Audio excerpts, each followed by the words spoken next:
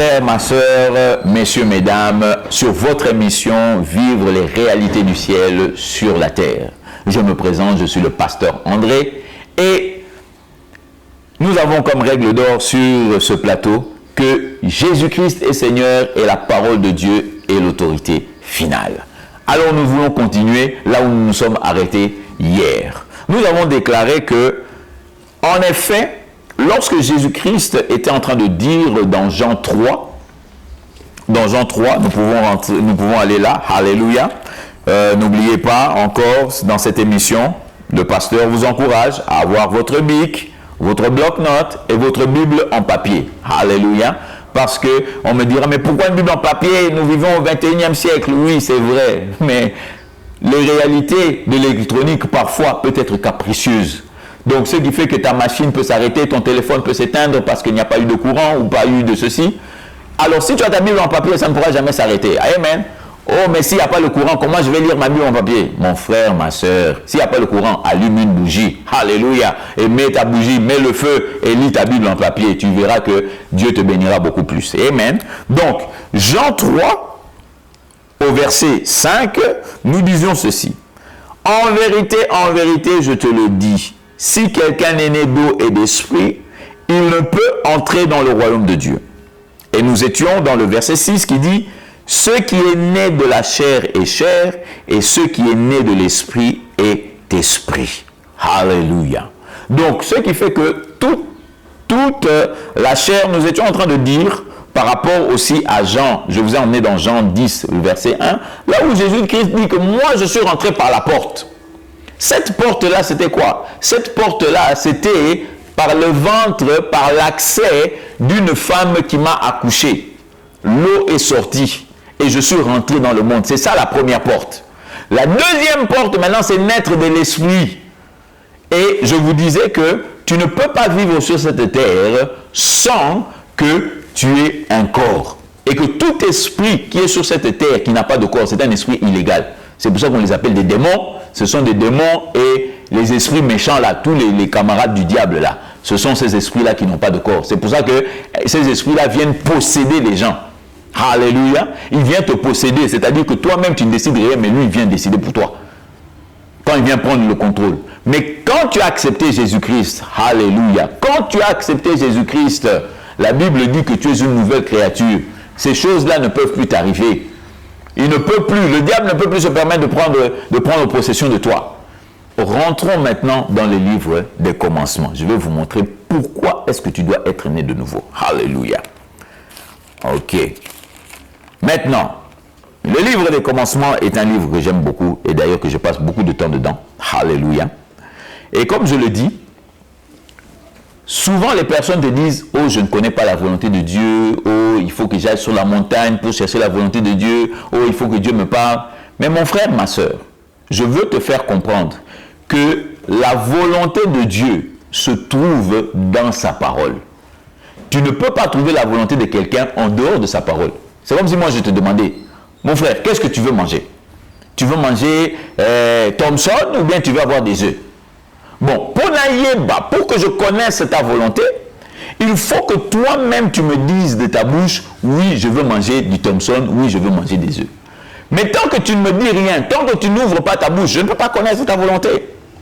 D'où ce qui fait que nous avons 66 livres dans la Bible, là où Dieu nous révèle sa volonté. 66 livres, papa. Mais tu arrives toujours à dire, je ne connais pas la volonté de Dieu. Mon frère, ma soeur, la raison pour laquelle tu ne connais pas la volonté de Dieu, c'est parce que tu ne lis pas ta Bible. Ah, ça pourrait te déranger, mais c'est la réalité. Vous savez, je vais vous donner quelque chose de très simple. Alléluia. Moi, je suis pas, j'ai grandi dans un pays différent d'ici, donc je ne suis pas très bon en français. Le français n'est pas, oui, je suis né francophone, mais j'ai étudié dans une autre langue. Ce qui fait que, même quand je parle français, je suis obligé de chercher à traduire certains mots dans ma tête. Alors, je veux vous dire quelque chose. Lorsque la Bible nous dit, quand vous achetez une Bible, on vous dit, il y a le Nouveau Testament et il y a l'Ancien Testament. Maintenant, l'une des premières choses que tu dois faire, c'est de poser la question, testament, ça veut dire quoi? C'est quoi la définition de testament? Récemment, mon Père est allé au ciel. Et nous avions commencé à parler, mais quelles étaient ses dernières volontés? On essayait de chercher quelles étaient ses dernières volontés. Alors, un testament, alléluia, un testament, ce sont les dernières volontés, alléluia. Donc, nous disions, un testament, ce sont les dernières volontés de quelqu'un. C'est ça un testament. Tu peux aller regarder dans ton dictionnaire, ou bien comme aujourd'hui, c'est devenu seulement l'histoire de Google, comme Google. Allez dans Google, regardez. Un testament, ce sont les dernières volontés de la personne qui est partie. Mais voici que maintenant, dans votre Bible, on vous dit, vous avez les dernières volontés anciennes et vous avez les dernières volontés nouvelles. Mais toi, tu te poses toujours la question, comment je vais faire pour connaître la volonté de Dieu? Mais papa, lis ta Bible. Lis ta Bible. C'est ça la volonté de Dieu. La volonté de Dieu est révélée dans ce livre. Alléluia. Oui, oh, il y a un prophète tel qui m'a dit que je dois être évangéliste. Mais le prophète tel a dit que tu dois être évangéliste par rapport à quoi? Je ne suis pas en train de sous-estimer la prophétie ni les prophètes. Non. Je suis simplement en train de vous dire que Dieu peut te parler à toi directement. Il n'a pas besoin d'aller parler à quelqu'un pour venir te parler. Toi-même, tu dois connaître la volonté de Dieu. Il est vrai que ce n'est jamais écrit que Papa André, la volonté de Dieu pour toi, c'est d'aller à Kinshasa. Non. Mais la volonté de Dieu, c'est quoi? La Bible me dit, la volonté de Dieu, c'est que moi je sois la tête et non pas la queue. La volonté de Dieu pour moi, c'est que je réussisse. La volonté de Dieu pour moi, c'est que j'aille de l'avant, que je sois protégé. La volonté de Dieu, c'est que je ne tombe pas malade. Toutes ces choses-là sont écrites dans sa parole. Et si tu ne les connais pas, c'est là que tu ne pourras jamais les vivre. Alors, je veux te montrer cette chose. Alléluia. Oh, naïbi volonté anzamete, je ne connais pas la volonté de Dieu. Alors, viens avec moi, je vais te montrer quelque chose. Viens avec moi. Allons dans Jérémie. Jérémie 29. Les gens aiment bien. Oh, Jérémie 29. Oh, Jérémie, tout ça. Je me rappelle, c'est l'un des premiers versets que j'ai connus dans ma vie. Jérémie 33.3. Les téléphones de Dieu. Alléluia. Les gens disent des choses, mais c'est à se poser la question si ces gens-là réellement ont lu ou ont compris ces choses. Alléluia. Maintenant, regardez ce que Jérémie dit. Jérémie dit ici, dans le Jérémie 29, au verset 11. Alléluia. Et je le répète encore, je lis à partir de Darby. Donc, pour toutes les personnes qui ont lu seconde, ne soyez pas affectés. Je lis, c'est une version de la Bible Darby. Et je sais que lu seconde, c'est la version qui est la plus répandue. Mais regardons ceci. Le verset 11 dans ma Bible dit ceci. Car moi, je connais les pensées. Écoutez bien. Il dit, moi, je connais les pensées que j'ai à votre égard. Yoka bien. Si Dieu devait avoir des mauvaises pensées pour toi, c'est ici que ça doit se révéler. Si tu penses que la souffrance dans laquelle tu es en train de vivre, ou les problèmes que tu es en train de traverser, c'est Dieu, soi-disant, qui veut t'enseigner quelque chose, je vais te demander calmement d'ouvrir ta Bible et de regarder avec moi en même temps. Regarde bien ce qu'il dit. Il dit, car moi je connais les pensées que j'ai, que je pense à votre égard. Dit l'Éternel. Pensez de paix. Oh. Pensez de paix et non de mal. Pensez de paix et non de mal. Non, non, non. Je crois qu'il a dit pensée de guerre. C'est pas ça? Regarde bien dans ta Bible. Il n'a pas dit pensée de guerre. Parce que quelqu'un veut me faire croire que les guerres que nous vivons, c'est Dieu qui les a envoyées. Lisons la Bible. Il dit, les pensées que j'ai pour toi, ce sont des pensées de paix et non de mal. Pour donner un avenir et une espérance.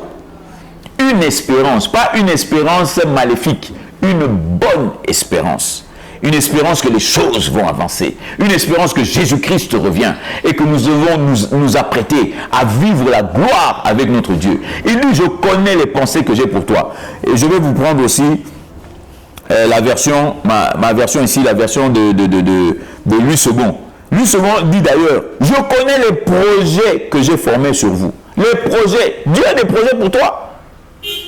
je vis dans je suis en train de vivre dans mon désert. Mais la Bible me dit que le projet de Dieu ici pour toi, ce n'est pas de vivre dans le désert. Le projet de Dieu pour toi ici, ce sont des projets de paix et non de malheur. Donc ce qui fait que le malheur qui arrive dans ta vie là, mon frère, ma soeur, j'aimerais te faire comprendre que ce n'est pas Dieu qui est à la source de cela. Alléluia. Il y a un verset que j'aime beaucoup, qui est le verset de Jean 10, 10. Le verset de Jean 10, 10 dit quoi? Il dit, le voleur ne vient que pour tuer, égorger et détruire. Le voleur ne vient que pour tuer, égorger et détruire.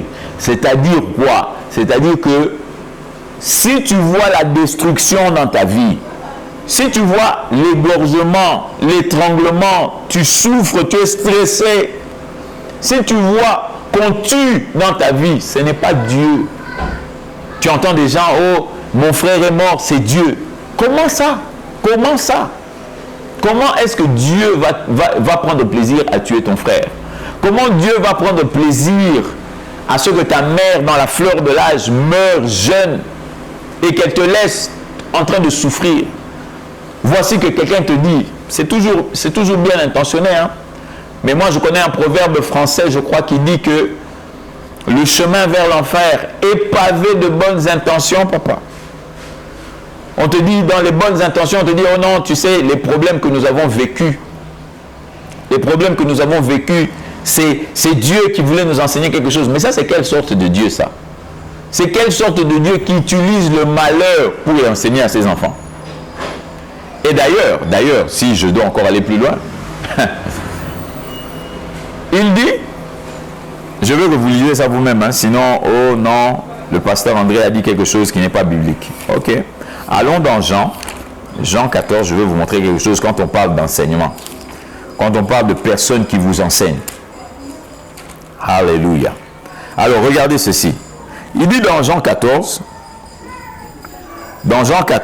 alléluia, Jean 14, où il parle du Saint-Esprit. Non, c'est pas Jean 14, alléluia, c'est Jean 16. Amen.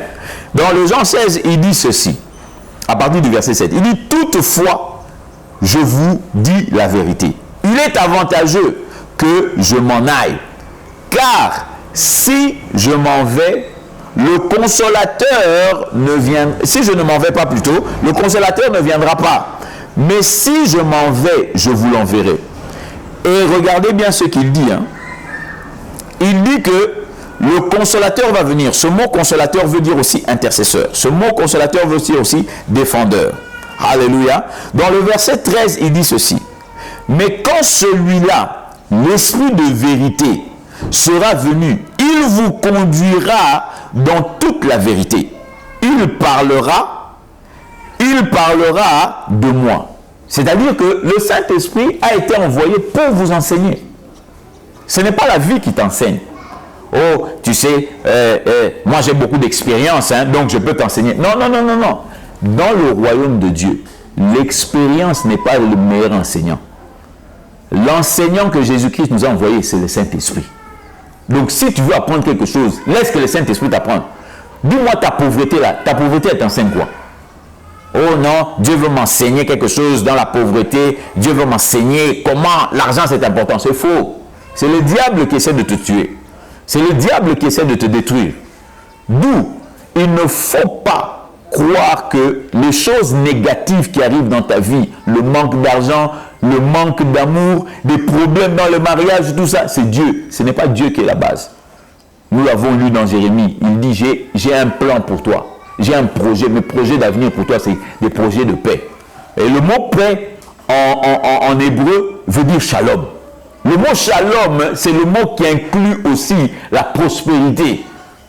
Quand tu entends un juif te dire shalom, mon frère, c'est pas que, ah shalom, nérénini, ça va, bonjour. Non, shalom, c'est-à-dire que reçois la paix de Dieu, reçois la bénédiction de l'Éternel qui est suivie d'aucun chagrin. Est-ce que vous comprenez ça? Alléluia. Dieu a un plan de paix et non de malheur pour toi. Alléluia. Voilà pourquoi il était important d'être né de nouveau. Parce que c'est à la partir de la nouvelle naissance que commence ta relation avec Dieu.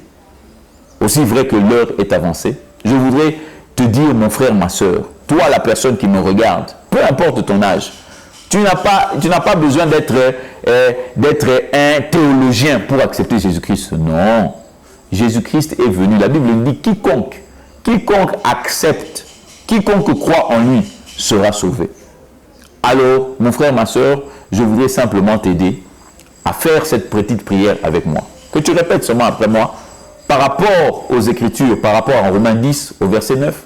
La Bible dit, si tu confesses de ta bouche et que tu crois dans ton cœur, tu confesses de ta bouche que Jésus-Christ est Seigneur, et que tu crois dans ton cœur que Dieu l'a ressuscité d'entre les morts, tu seras sauvé. Alors, mon frère, ma soeur, je veux faire cette prière avec toi. Répète simplement après moi. Tu dis, Seigneur Jésus, j'ai entendu ta parole. Et je crois qu'effectivement, tu es Seigneur. Et par rapport à tes Écritures, la Bible dit que si je te confesse de ma bouche comme Seigneur et que je crois dans mon cœur que tu as été ressuscité d'entre les morts, je serai sauvé. Alors Seigneur, aujourd'hui, je confesse avec ma bouche que tu es mon Seigneur. Et je crois profondément dans mon cœur que Dieu t'a ressuscité d'entre les morts afin que j'ai une nouvelle vie. Et la Bible dit que si je l'ai fait, je suis sauvé. Alléluia. Et je l'ai fait et j'accepte mon salut. Mon frère, ma soeur, amen. Alléluia. La Bible dit que maintenant tu es un enfant de Dieu. La Bible dit que maintenant à tous ceux qui l'ont reçu, il leur a donné le pouvoir de devenir enfants de Dieu. Jean 1, verset 12. Alors, je voudrais t'encourager maintenant à trouver une bonne église, une église là où la parole de Dieu est prêchée. Et puis aussi, je voudrais, si tu n'as pas d'autre église, tu ne sais pas où aller, le numéro est sur l'écran, tu peux nous appeler et nous allons te diriger vers les endroits où tu peux prier, où tu peux glorifier le Seigneur Jésus-Christ. Et surtout, commencer à vivre les réalités du ciel sur la terre. Je suis le pasteur André et je voudrais vous rappeler que Jésus-Christ est Seigneur.